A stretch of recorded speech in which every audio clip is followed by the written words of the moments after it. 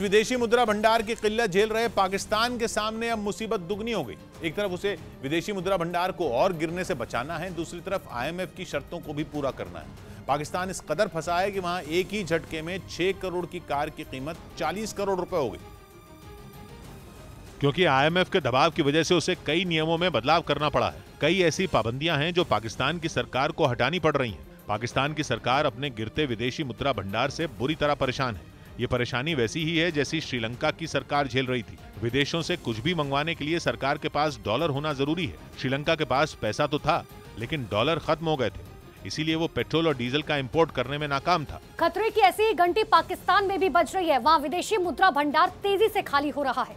इसीलिए वहां की सरकार ने इंपोर्ट से जुड़े सख्त नियम लागू कर दिए थे, जिनका मकसद ये था कि हर गैर जरूरी चीज का इंपोर्ट बंद कर दिया जाए, जिससे पाकिस्तान अपने विदेशी मुद्रा भंडार को बचा पाए। मतलब ये कि सरकार के पास जो डॉलर आपने YouTube चैनल बनाकर लाखों कमाने वालों के बारे में सुना ही होगा।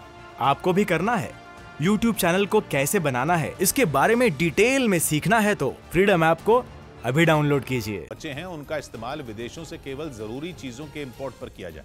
इसीलिए पाकिस्तान की सरकार ने गैर जरूरी चीजों के इंपोर्ट पर पूरी तरह बैन लगा दिया था। इनमें वो चीजें भी शामिल थीं जिन्हें लग्जूरियस माना जाता है, जिन्हें जैसे महंगी घड़ियां, महंगी गाड़ियां, झूमर, बेशकीमती कपड़े, ऐसी चीजों के इंपोर्ट पर भी पूरी तरह बैन था। लेकिन ये नियम अंतर्राष्ट्रीय व्यापार के कुछ ऐसे नियमों का उल्लंघन है जो किसी भी खुली अर्थव्यवस्था में तोड़ा नहीं जा सकता। मतलब ये कि कोई सरकार अगर अपने नागरिकों या व्यापारियों को किसी विदेशी सामान को खरीदने से रोकती है तो वो नियमों का उल्लंघन माना जाता है। इंटरनेशनल मॉनेटरी फंड ऐसे नियमों पर सख्त है।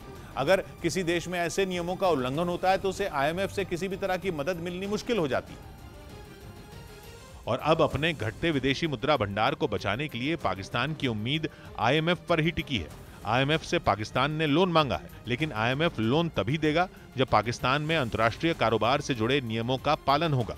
इसीलिए पाकिस्तान की सरकार ने गैर जरूरी चीजों और लग्जूरियस चीजों के इंपोर्ट पर बैन हटाने का फैसला कर लिया। इससे पाकिस्तान आईएमएफ की शर्तों का पालन कर लेगा। लेकिन विदेशी मुद्रा भंडार को बचाने के लिए पाकिस्तान ने एक और दांव चल दिया।